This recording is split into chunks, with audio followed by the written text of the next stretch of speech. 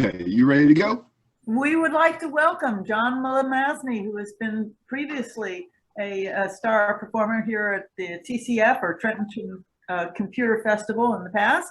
And since our theme is disrupting environmental change with using technology, we're especially interested in what happens to our technological waste. And John is going to address this right now for us. And thank you so much for tuning in and coming back to New Jersey virtually.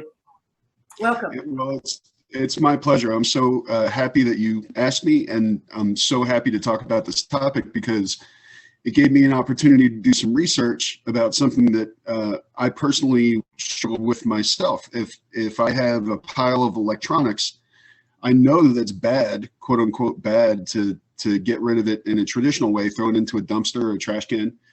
But recycling it is harder than one would think. To do the right thing is harder than one would think. So I'm going to go ahead and open up my presentation, and Karen, you'll confirm that you can see it when it comes up. And Chris too, because he's from TCNJ and is a student who's moderating or doing all the technical areas. Yes, we don't see it yet. Something's coming up. Very good. Okay. Can you see? The hidden destinations of e-waste. Thank you. All right. Great. So I'm going to go into full screen for this, and hopefully you can see it. I'm running from a Chromebook today, and so everything is sort of a challenge.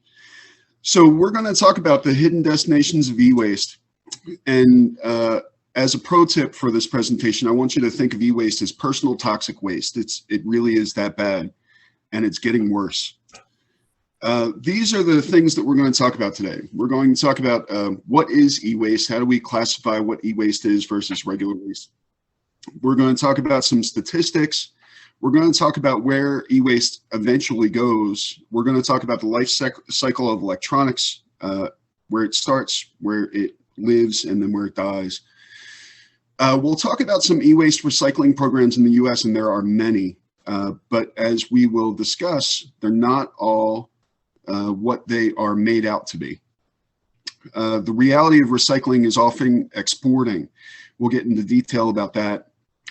We'll talk about the concerns of the increase in e-waste and recycling issues. We'll talk about the very important right to repair movement, which is one way to counter this that big companies are unfortunately working against. And then we'll also talk about open source and modular hardware, because if you've ever seen me present before, chances are it was about something that was open source, something that's very near and dear to me. And it's being applied to hardware more and more as opposed to just software. This guy here is somebody that is making a living cleaning up our waste and being harmed desperately in the act of cleaning up our waste. Here's another guy doing the same thing, sitting next to him. I'm sorry? We didn't see the prior picture. We saw the outline, but we don't see the, there. Okay. Oh my goodness, yes. Okay. You can see it now? No. Yeah. Right. In the event that you can't see something, just let me know. Here's a guy doing pretty much the same thing. He's sitting next to a pile of wires that came in on boxes, probably as part of a recycling program that wasn't actually recycling, but rather exporting. And these things end up in piles with people next to them with mercury and cadmium and arsenic and all kinds of evil things that we don't want in our body. And you can see he doesn't have gloves. He doesn't have a mask. He's not concerned about it, but 10 years from now, he might be. So I know that I'm presenting a lot of information on screen, but I'm really just going to vocally skim it to give you an idea. And I will put a link to this presentation in the chat because there's a lot of links that we're not necessarily going to have the time to visit. And so I want you to be able to benefit from the research that I've done by clicking on the links and reading for yourself all about e-waste. So the things that generally make up e-waste are anything with batteries, especially batteries that can't be removed and recycled safely, electric lamps, fluorescent tubes and lights, anything with a glow to it that's not a traditional light bulb has danger when it enters into the recycling stream. Anything that contains mercury, which thermostats, mercury switches, thermometers, pressure vacuum gauges, etc. All these things that are minuscule and part of electronics, when you take some object and you throw it into a dump, you are throwing mercury very often. And CRTs, we have less and less CRTs around, although I do see them on shelves sometimes in my local Goodwill. If you want to learn more about what specifically e-waste is, there's a great link down here that talks about toxic substances and how we can avoid throwing them into the wrong stream. I want you to think of it as personal toxic waste. It's something that you're holding on to that can do devastating damage as soon as it enters the wrong stream. All right, if you can see this photo, here's another group of people. And some of them have masks. They might even have gloves, but you can see. It hasn't come up yet. Yeah, it hasn't come up. Not quite yet. Oh, it's personal toxic waste. Okay. It might just take a few seconds longer to come up. That's all. Okay. The picture's still not up? Not quite yet. No. Well. Oh, it's there now. There. Oh my. Speaking of personal toxic waste, apparently my bandwidth is personal toxic waste. So here's a mound of varied junk that came in on bags. You can see the bags sitting around this group. And there are kids here, and there are women and men. This is probably in Thailand. And all day, these people are sitting and pulling stuff out and trying to find the valuable bits and set aside the trash. And the trash for them is anything that doesn't bring in money. And so what happens to the rest of it, still covered in cadmium and mercury and arsenic, it's going to end up in the ground. So the reason that we should be concerned about this is because I don't even have a very recent number, but I have, as of 2019, 54 million metric tons. And that is an increase from 2009 when it was 2.37 million tons. So you can see in 10 years, the exponential growth of e-waste. It's really a disaster.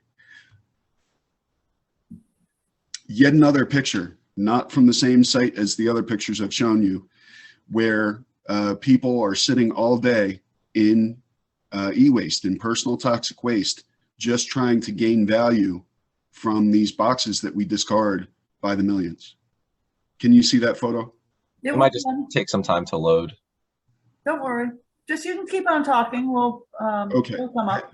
But you can see it? Not yet, but just keep on talking. It'll come up. Well, I was about to move on. I want to make sure that you see it before we pass on. You might have to go back to the part there. Yeah, I've been going back and trying. Whoa, I wonder where it is. Echo Menos evidently is quite a source for this information, isn't it? TCO-MENA. Yeah, well, all of my links that I got these photos from, as well as statistics, are all in the end. I have a bibliography slide, if you can see that. Any progress on the photo yet? We were able to see it. Yes. Okay. Yeah. Sorry about that. No worries. Okay, so where does e-waste go? Well, according to Basel International, which is one of the companies that you will see fighting very strongly against this, and in fact has one of the most important pieces of video to see on this topic, it talks about how the stream is going to Ghana, Nigeria, Liberia, Egypt, India, Malaysia, Vietnam, Thailand, Moldova, Kyrgyzstan, and many other places where people just don't have very much money, and they have less laws than we have here. So they can do open air burning and acid baths, and kids can be around. And the leaching into the environment is just a byproduct of this activity, but it's all based on the little bit of money that comes in because of the silver and gold and other components that they're able to pull out of these electronics. But in addition to the silver and gold, there's lead, mercury, cadmium, arsenic, and that can lead to cancer, miscarriages, neurological damage, and diminished IQs. And it's one of these things where we are looking the other way. We're taking these objects and putting them into the hands of people who are willing to suffer long-term suffering just because of a little bit of money and because we didn't have a better system to get it out of our work path. You know, when we're done with something, by design, it's become disposable. You know, if you think about an iPhone, you can't even get into it, and they make it harder and harder to get into it. And so it's trash. When you're done with it, it's trash, and it ends up in these other countries. This is a really great little infographic. It gives you a wide scope view of what happens. Can you see this photo? Just keep on talking and it'll come up. Don't worry. Okay. Well, I'm worried so far. So manufacturers develop these items, and those then go to the retailers where they are sold to consumers and users. Sometimes there are secondary users where there's an aftermarket. When you're done with your iPhone or your Android phone, it might go to a secondary user, and that's great. But then it will become part of the stream probably after that. When you decide to get rid of your device, it can go into a waste management system, which can go to a landfill, incinerator, can possibly be exported. It's not going to be recycled or refurbished if you're going through waste management. There are people who are collectors. There are people all around, probably a lot of people at TCF today who are collectors and will collect this electronic junk in order to make use of it and to actually recycle it or make new use of an old phone, for example, as a secondary camera or something. There are recyclers, people who offer services where you can come and drop off your motherboard or your daughter boards or your old phone, and they promise, quote unquote, to dispose of it properly, not ending up in the hands of these people that we see in these photos, but rather being properly recycled and either components separated and then brought back into the manufacturing stream or something like that. Then there's refurbishers, people who take old devices and bring them back up to speed and resell them at a low price. But you can see that the end location for most of these things, hopefully you can see, the end location for most of these things are landfills, incinerators, export, which lead to the photos that we've seen, or refurbishing and recycling. As personal consumers, I highly recommend that you find ways to refurbish your old electronics, or to find a system where you can be guaranteed that when it's recycled, it's not ending up in a pile for kids to sort through for gold. But as you will see, there is a difference between what is said up front about what's happening with these devices and often what actually happens to these devices. John, I was going to ask if maybe you could go back a couple slides and then going to the slide you're on, because yeah, now we're able to see the images and flow diagram. Okay, you can see that now? Yeah, we're able to see the life cycle of electronics flow diagram now. Okay. Yeah, I've been flipping back and forth. I guess it's just a slow feed, and that's unfortunate because the photos are a big part of this. Mm-hmm. So about e-waste recycling programs in the US, there are many independent electronics recycling firms, people like Staples or Best Buy. You're probably familiar with these programs. You can come in and offer up your old electronics, and they will promise to you that they'll be able to recycle them. That's not necessarily true, but that is the promise. And there are manufacturer take-back programs. The link all the way at the bottom on the left is a list of manufacturer take-back programs. I will visit that. Hopefully I won't. Yeah, that's fine. Okay, can you see the Electronics Take-Back Coalition webpage? Thank you. Okay, so there's a long list: Hitachi, HP, Kodak, Lenovo, Microsoft, Mitsubishi, Philips. They don't want to be responsible for these items ending up in the wrong place. They want to have an opportunity to make an effort to do the right thing.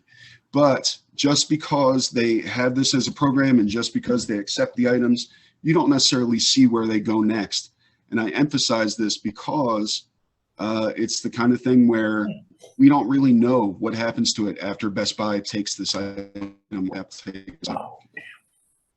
Okay, so at the EPA's website, certainly something that you can visit. You can search for programs by product or company instead of relying on the list I just showed you. You can just see whether or not your compact speakers are able to be easily recycled by Compact. But recycler beware. This is a pretty important statistic. E-waste represents just 2% of America's trash and landfills, but it equals 70% of overall toxic waste. This is at dosomething.org, and that's also a great list of facts about e-waste. But I was just really struck by this because even though, you know, we figure, oh, what's a phone gonna hurt?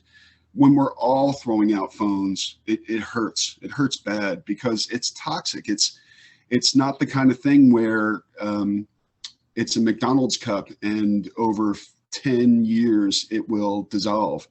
It's the kind of thing where it will just leach into the environment and become a problem that's unsolvable. So this is the most important link that I have here, and it's a video, and I'm not going to show you the video, but I highly recommend that when I share the link that you go and visit this particular, if you visit nothing else, visit this YouTube link. I will just click on it so you see what it is about.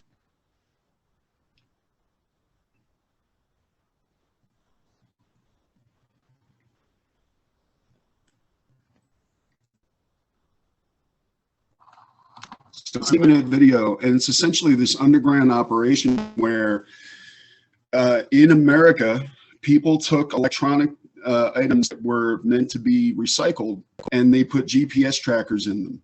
And they did this with a certain number of items. It might have been as low as 20, but it was enough to understand that when they went to popular recycling programs like Best Buy, Goodwill, etc., people who take electronics and promise to get rid of them safely, they're not being gotten rid of safely. They're ending up all over the world in the countries that we've already mentioned, and in the hands of kids and people who really are not concerned about their health or maybe not aware of the issues concerning their health.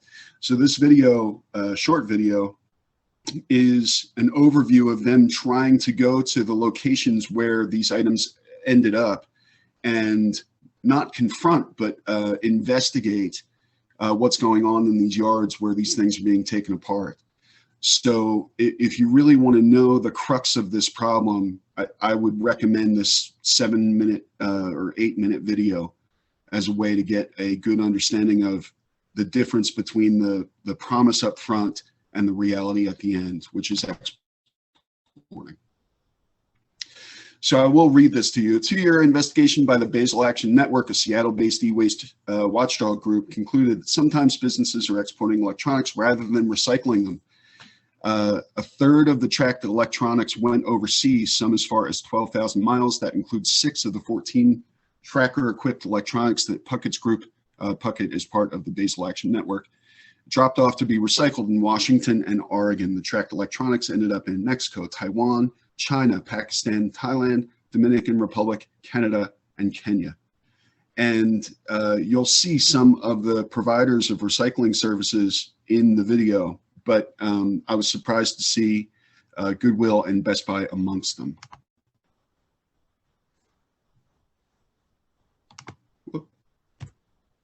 Okay. Here is another video.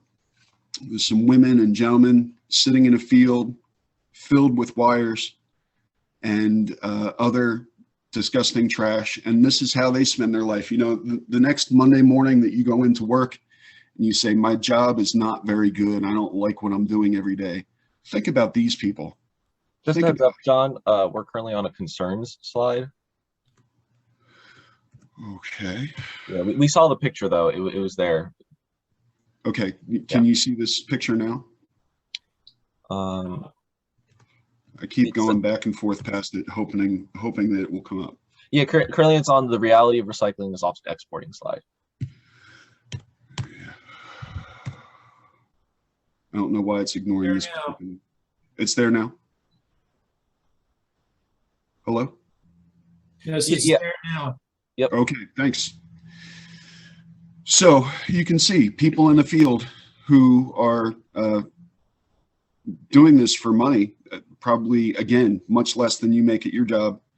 But this is their income. This is the way that they survive. And as disgusting as it is, it's a reality. This is where our stuff ends up. This is why it's bad to buy the greatest, latest iPhone every year. This is the reason that getting another computer because you don't like how slow your old one is a problem. Because this is what the reality is for people who are at the other end of that equation. Okay, I'm on the concern slide now. Can you all see it? Yes. Okay, thanks. So here we have some links, problem overview of e-waste that electronics take back, green design versus greenwashing, and how hard it is to recycle, all things that if you're interested in this topic, you should go and research. E-waste management, recycling and disposal programs at rfwirelessworld.com. The gist is that e-waste has these chemicals: mercury, lead, beryllium, brominated flame retardants, cadmium. And because this ends up in other countries that don't have laws that prevent it from being exposed to humans and to the planet, we are a part of the problem. The recycling system that we, go and read the nice plaque that says we're going to do the right thing, it's just not happening. It's still being exported. It's still ending up in the hands of these poor people. Recycling is a preferable option to sending valuable componentry to landfill, but it comes with its own ethical considerations. Nations are exporting the challenge to countries where labor laws and safety don't protect the people doing the meticulous and dangerous work of processing e-waste. People unsoldering boards and people pulling components are just being exposed to the stuff. And because it's not in places where there are a lot of cameras or laws, it just goes on. And everybody just sort of turns their head when confronted with that reality.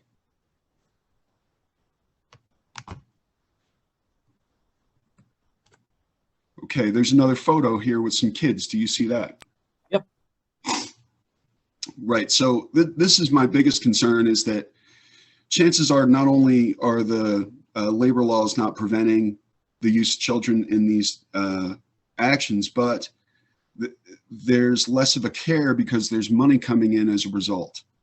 And while we went through our own struggles to prevent child labor, there are many other countries that don't recognize that kind of consideration. And these kids may be doing this for the rest of their lives and getting sicker and sicker and sicker as they go. I wanted to talk about the right to repair. The right to repair is this idea that when you buy something, there should be a reasonable expectation that you should be able to take it apart and repair it under your own wants, right? So you get an iPhone, something goes wrong with it. You have the technical know-how to be able to open it up and to look at the components and correct what's wrong. But Apple doesn't want that to happen. They'd rather the items be disposable, because if you reuse an item, it means you're not buying a new one, and that's not good for the stock market. Unfortunately, it's horrible for the state of toxic materials being distributed through the world. So the right to repair movement, in a brief explanation, is pushing for new laws that will protect consumers and our environment by providing us with what we need to fix our electronics. But it's also an effort to bring about a change in our culture, nudging people towards the idea that we should expect things to be fixable and that companies should get with the program. But when we're talking about these large companies, they are not interested in the nicety, quote unquote, of being able to repair your own devices, because that takes money out of their pocket for the next quarter and endangers the exclusivity an understanding that the tightly held intellectual property of Apple or other companies. I don't mean to pan Apple so much, but Apple is a major contributor to this problem. Another one that you may have heard about in the news is John Deere. John Deere has made it increasingly difficult. I think they just won a court case against John Deere in regards to right to repair. John Deere was making it impossible for tractors to be repaired outside of their factory. And farmers who don't have the money to get another tractor when something goes wrong or send it to the dealership in order to get it repaired, but could perfectly well repair it themselves, said, why don't we have the right to repair? And that's the argument right now. The real answer, as far as the companies are concerned, is it's our stuff. We're letting you borrow it for a little while, and you can just throw it out when you're done, or you can pay us in order to make it right. But one thing you should not do is be able to repair it yourself. And many people are turning around and saying, well, that's ridiculous. I'm able to do this. Why shouldn't I be able to? So again, Apple, which sold 217 million iPhones in 2018, will not sell you or an independent repair shop its custom tools, the original replacement parts, or the diagnostic software used in an Apple store by an authorized service provider, which limits your repair options dramatically. And the corner shop that you probably have, I certainly have them, the screen repair shops, I think of them as, they are under fire by a lot of these companies because it's taking money out of the Apple store. It's taking money out of the closed environment in which they really see the walled garden of an iPhone as a closed environment, something that can only be touched or understood within the walls of Apple Inc.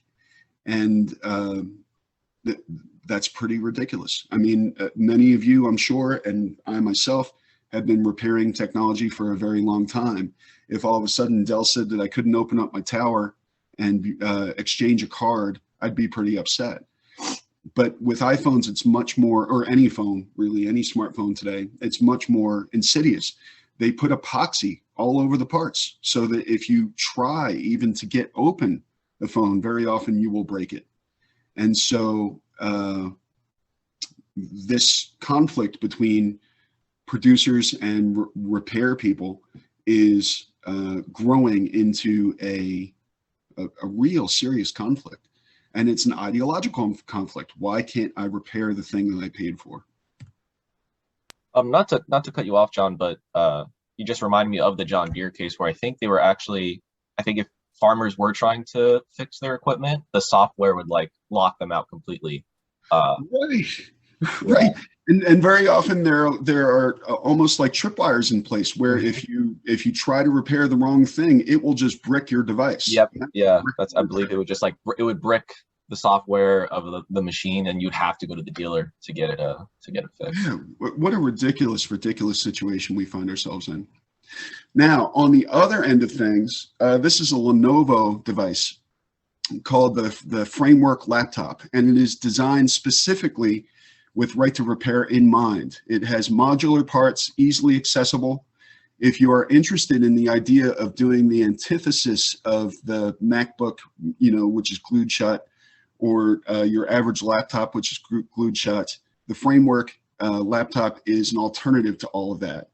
And it's reasonably priced. It's equally sleek and beautiful compared to any contemporary laptop. And it runs Linux, which is pretty important to me because as an open source enthusiast, I also don't want proprietary software on my device. So the idea that we have not necessarily open source, I don't think Framework is open source hardware, but it's easy enough to pull out components and put them back in, more easy than if you've ever tried to repair a laptop, or maybe you do it all the time. It can be very difficult. This device is specifically made to make it easy to access by somebody who doesn't have a lot of repair time on a laptop in order to upgrade, let's say, your Wi-Fi, or upgrade your hard drive, or upgrade your RAM, upgrade your keyboard, do color customizations. They really have introduced an idea that has been a long time in coming and offers great possibilities for people who are interested in the right to repair.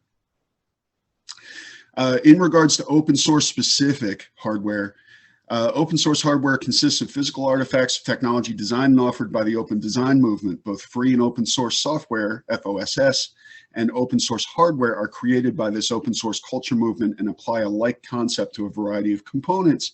It's sometimes thus referred to as FOSH, free and open source hardware. The term usually means that information about the hardware is easily discerned so that others can make it, coupling it closely to the maker movement. I'm a huge fan of this because it is the antithesis of this other idea where a product is made, glued tight, and handed to you, and you are not allowed to do anything with it. On the other end of the spectrum, we have things like the framework laptop and open source and modular hardware, where you are expected to be able to go in and make changes as you like. How much time do we have left? You currently have until 1:20, so you still got 20 minutes. Oh, wow, that's great. Yeah. That's fantastic. So I wanted to go over the main ideas and takeaways. Recycling is not always recycling and is actually exporting. I refer you back to that video by the Basel Action League, in which these devices were tracked going all over the world when they were not supposed to leave the locality where it was supposed to be recycled. Electronic waste, or 2% of all waste streams, is a runaway majority of toxic waste, 70% and increasing. Electronic waste is dangerous, causing health and mental issues for those who handle it, such as birth defects, IQ points, pregnancy issues, and mostly in places that we will never see or hear from the people who are suffering these things. And all because we wanted to get rid of our used device. The increasing tonnage of electronic waste, personal toxic waste, is staggering. 3.7 metric tons in 2009, 54 metric tons in 2019. We really need to do something because it's not getting better. The alternatives, reuse or repair, are often forbidden by manufacturers, which is the right to repair movement. People around the globe with the least money are those who are doing the recycling. A short-term covert income source with a long-term cost to worker health, usually in places where worker health is not valued or considered. When we collectively don't care about the destination of our personal toxic waste, we affect the lives of others negatively and with severity. One thing that I would suggest to you, buy repairable tech. If it becomes more available, certainly make choices towards repairable tech, because otherwise it's just a black box that ends up in a landfill, or worse yet, in the hands of children somewhere else in the world. Reuse technology if you can. Use your old phones as extra cameras, give them out as put them up.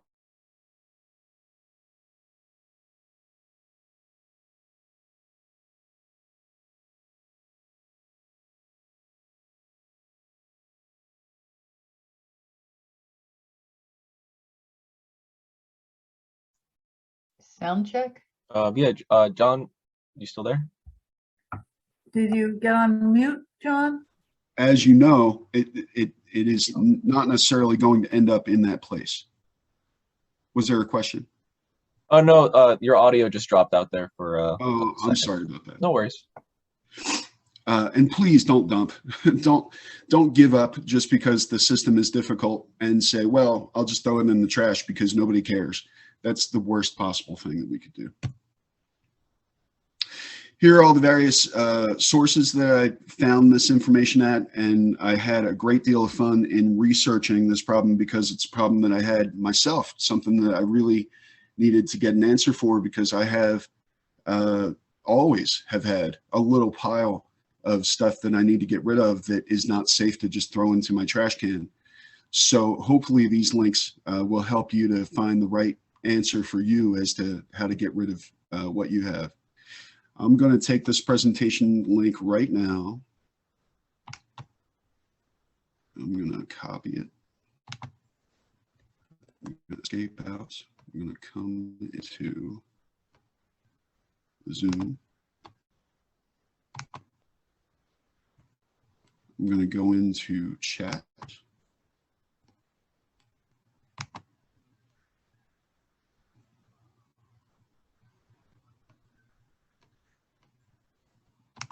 I'm going to paste it. So in the event that you want to go ahead and visit that link, put it into your bookmarks for later. Hopefully you'll get an opportunity to go and take a look at some of the stuff that I've collected. Yeah, I will say for everyone watching, this video is going to be on throughout the entirety of TCF. So I think even earlier chat comments and sections from previous presentations will be available. So all these links should be here, at least throughout the day. That's great. So let me go back to Zoom, hopefully. And I'm going to take off the share.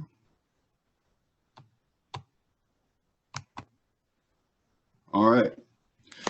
So I figured we'd use the time in case anybody had any personal experiences or questions or things to counter the things that I'm offering. If you know of a legitimate recycling company who stands by or is certified in some way as to how safe their recycling stream is for electronics, I'd really love to hear that, because personally I'm very, very upset about this situation and wish that things were better. I wish I had better things to tell you, but it's just not the case. It's depressing and it's getting worse.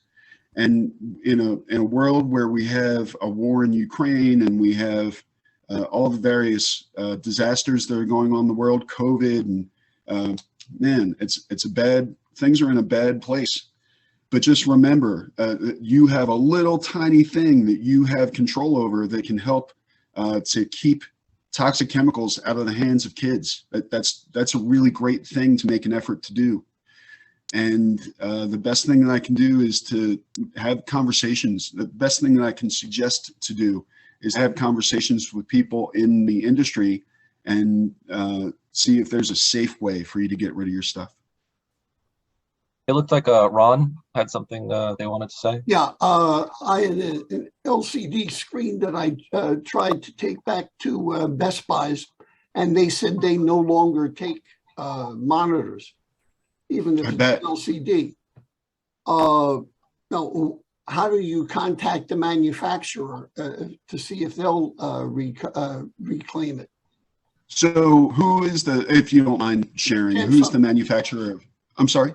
Samsung. Samsung. So Samsung definitely has a take back program. Whether or not they'll take back that particular model, I have no idea. But in the presentation, there is a list that I clicked on and showed where there was a list of major companies that offer take back programs. Go ahead and find Samsung in that list. Or just call Samsung, look up Samsung and give them a call and say, I have an old device I'd like to recycle. How can I do that? And they'll have an answer for you. It may not be the answer that you like, but the chances are. And generally, they as far as shipping, who pays for the shipping? For this problem any more than you do.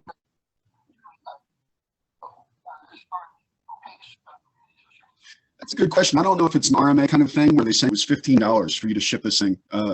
There might even be a locality that you can go to. It might be like they have a cooperative situation with Best Buy where you can go to Best Buy, and even though Best Buy won't take it for their stream, I'm not saying that Best Buy is a Samsung affiliate, but they might have somebody local that you can go to, sort of like if I have to do an Amazon return, sometimes I'll go to the Whole Foods and drop off the return there, and there's no cost to me as far as shipping, but there's a benefit of me not having to go too far in order to get my device back to them. There might be something similar with Samsung, especially Samsung, because they're so immense as a successful mobile electronics company. They don't want to be seen as a logo next to the photos that I showed you. You know what I mean? They want to be as clean as they can, because one story, you know, where it's found out that Samsung is sending all of their recycled electronics to Thailand or something, is going to be a disaster for Samsung. I mean, major stock issues and futures issues. They don't want to have that kind of association.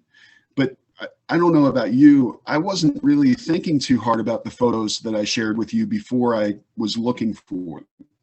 And unfortunately, there's an endless, I had 100 that I could not use, of photos of kids sitting in toxic waste. It's disgusting, but that's the way that that's where we are right now. It looks like Callie had put something in the chat. Okay. I have a comment. Hazardous waste collection done by the Mercer County Improvement Authority locally a few times a year, doing a responsible job. I don't know about Mercer County specifically. I do know that here where I live in Charlottesville, they have, I think, twice a year a electronics amnesty program where I can take all of my stuff and put it there. And I don't want to say anything bad about any local municipality or county municipality, but I bet that they are making less of an effort to keep the electronics that I drop off of a boat than Samsung is, you know, because they're just trying to offer a service to give me somewhere to put my trash, but they're not necessarily offering me any promises or guarantees. They're not, it's not as though there's a receipt at the local recycling center that I get back. Right.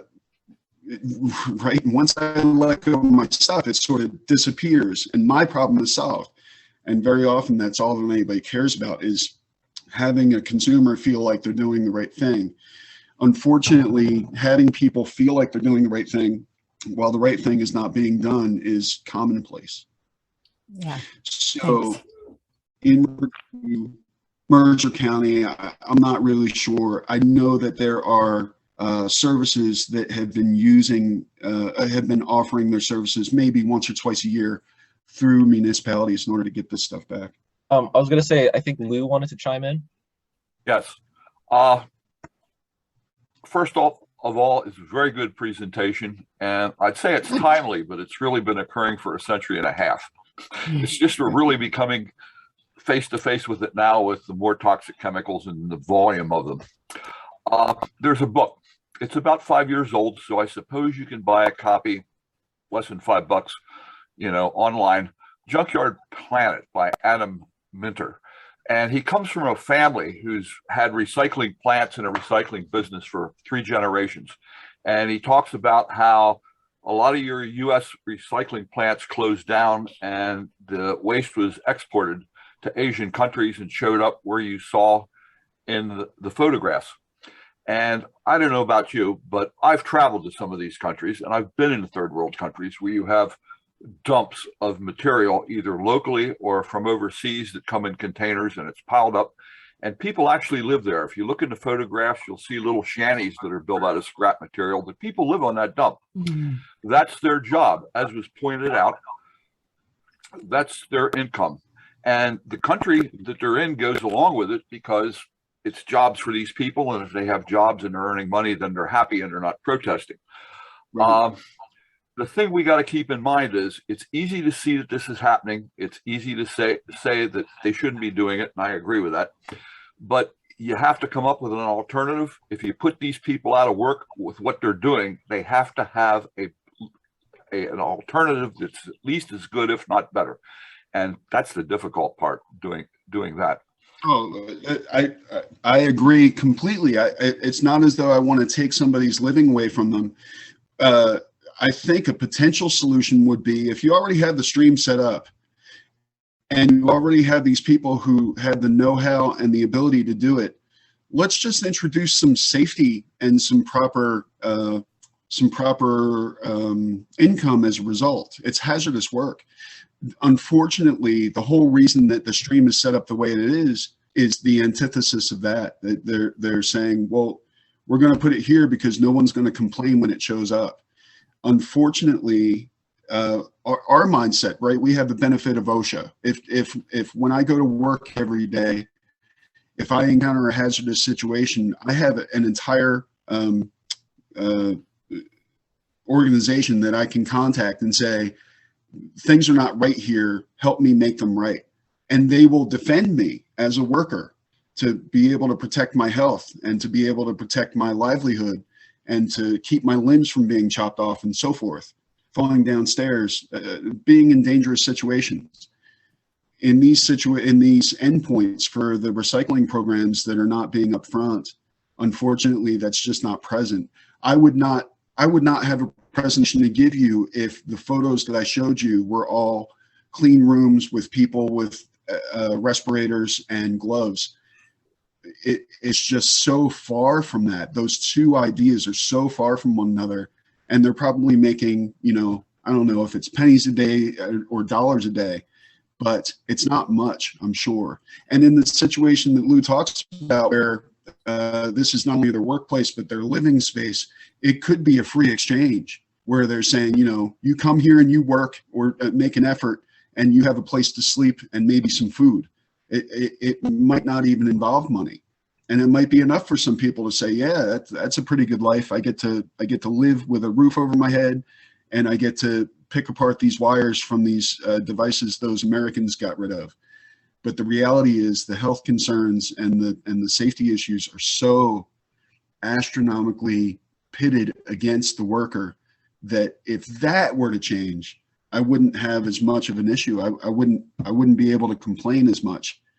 And I don't think that recycling is going to stay local anytime soon. I can't imagine, like so many things, I can't imagine Americans sitting in a walled off yard with piles of wires doing this. OSHA would immediately, it's just that the two things can't exist. Whereas somewhere else, they just don't have that kind of restriction. It's sort of a capitalist dream to not have those restrictions on that activity, and make the people who import and export probably make a lot of money. The people who are taking it apart and getting sick as a result are not making much money at all. Does anybody else have any questions? Let me look through the chat. I was going to comment, there was a book recently that was a bestseller called Educated. And the woman who wrote this book actually started off in a somewhat similar situation, in that her family earned their living from going through a very dangerous scrap environment. And Right. Other people may have read that book and read how it's quite an isolated area in which she was living, but it was nevertheless a very dangerous environment. And somehow OSHA never had gotten to her family. Right. And I think that we as Americans, when we think about recycling, generally speaking, we're thinking about soda cans and plastic bottles and plastic bags.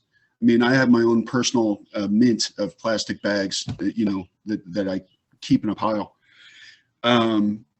None of those are great, but they're not going to leach into the soil and cause a problem. They're not going to give me cancer necessarily. Maybe soda, I don't know. They're not going to give me cancer. They're not going to affect my ability to be a father. They're not going to affect my ability to think properly when I recycle those things or touch those things. These devices are different, and they've only been around. I mean, I think Lou said it's like a century old. We've been trying to get rid of stuff that nobody wants for a very, very long time. It's just that there's so much concentrated toxic waste in this particular stuff that it becomes a real problem, and very often an invisible problem, a problem that we think that we're solving because we're going to Best Buy and dropping off a box. It's just not true, sadly.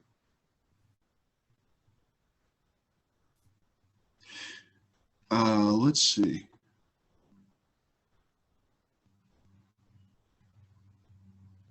Rez said, maker movement is awesome. Yes, it is. I really love the maker movement. as to misincentivize companies who want to keep you buying their stuff, what movements are turning Apple, say, into a consumer-owned entity? I don't think that Apple has a lot of incentive to move in any way, except there's this little bit of pressure that's coming from right to repair. And right to repair is big. I mean, at TCF, I remember how many people I encountered who were not only familiar with things, these deep technical topics that I was talking about, either software or hardware, but they lived it. You know, they really understood it and were able to take something apart and tell you what every component was. And I don't know if that's the same as, you know, each decade goes by. It seems like I don't encounter as many people as I used to who know how to repair things in general. You know, there's all this talk now about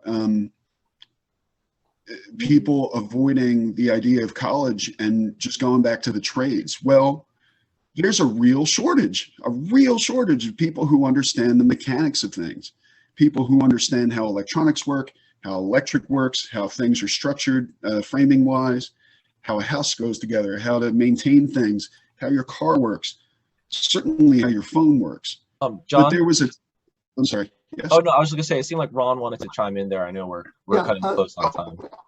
Go ahead. You're talking about how people are, you know, feeling good about doing things. What's going to be happening as all these electric cars and their batteries reach the end of their lifespans? Well, what's happening with recycling lithium batteries? I think there are places that will take them, but they won't take them out of a Tesla. I mean, Tesla will probably has a take back program, I would assume. But I mean, if we're talking about, we listed the items that cause problems, the things that we can call electronic waste or personal toxic waste. Batteries is top on the list. Well, what bigger battery is there than in the middle of a Tesla truck or whatever? All these batteries have an end of life, but they don't necessarily have a clean destination at the end. I think about all the stuff that's sitting in auto junkyards, right? That's a problem too, but it's just been intensified as these things get smaller and smaller and sometimes bigger and bigger. More battery, more everything, all these toxic chemicals ending up in lots or ending up in landfills. Oh, sorry, I didn't mean to cut you off there, John. No, you're fine. Oh, no, I was just going to say, I guess going back to an earlier part of your presentation was, I believe Tesla has also had a couple of brief run-ins with, you know, their controversial take on the right to repair as well. So, you know, it's a very like multifaceted issue where it's like, it's not just, you know, I think your presentation did a great job of that, is like, there's so many things tied into it, you know, whether it be financial, whether it be environmental, you know, societal, it takes up a lot of space, you know, on the planet, as well as everyone's, you know, conscious. I agree. And if you, I didn't include a link because I didn't, your comment really sparked the memory of it. There's a guy on YouTube, I think Tesla is in his username, where all he does is take old discarded Teslas and make them run again, to the great despair of Tesla, because those things were imagined to only go back to the factory so that they could be reused or recycled or possibly trashed. But there are a whole bunch of people who are defying these negated rights to repair and just going ahead and repairing things. And what's really amazing about this guy with the Tesla repairs is that he's doing it without a manual. Tesla is not, it's not like Volkswagen where you used to be able to take apart the engine and put it back together and you understood how an engine worked. There's a whole bunch of things that are innovations that are intellectual property that Elon Musk et al. Does not want you to know about or see unless you're being paid by him. And then I assure you, he wants you to forget it the minute you're not working for him anymore. I'm sure, you know, through non-disclosure agreements and so forth, that information stays in the company. I am so biased against the proprietary nature of things. and patents and so forth. And I'm sure that there are people here who have a different take where they've made a lot of money because of a patent that they protected or something like that. I can understand both sides, but it's a very humane and an argument towards innovation, an argument towards creativity, and an argument towards safety to be able to take old items and make them new. And so if there's any way for you to do that, you know, you probably have a drawer like I do with old devices, and some of them are just fun to look at and sort of remember, oh yeah, I remember when you had to slide that down in order to get to the keyboard or whatever. I feel more comfortable in having a museum of old technologies in my drawer than I do taking it somewhere where I'm not necessarily sure where it's going to end up. And I'm not going to go through putting a GPS tag on it, because it would just make me depressed. It would just make me sad. It's another reality of it. So, you know, I'm sort of living in illusion. But at the same time, if they're in my drawer, at least they're not in a landfill somewhere. I just want to make a comment on time. Our next presentation is going to be at 1:30, but obviously everyone's allowed to stick around and, you know, talk about the topic until then. But. So I just wanted to say, I really miss New Jersey, as I said, not just the pizza. I really loved going to TCF and presenting and being able to meet with friends and meet new people and talk with people. Thank you so much for the opportunity today. And I hope that next year I can come and see you all in person. Thanks. Well, we are grateful to you, John, and this personal toxic waste will be something that we all remember and act on. Thank you so much. Anybody else have any comments before we go on? Anybody else want to ask any final questions? Anybody else want to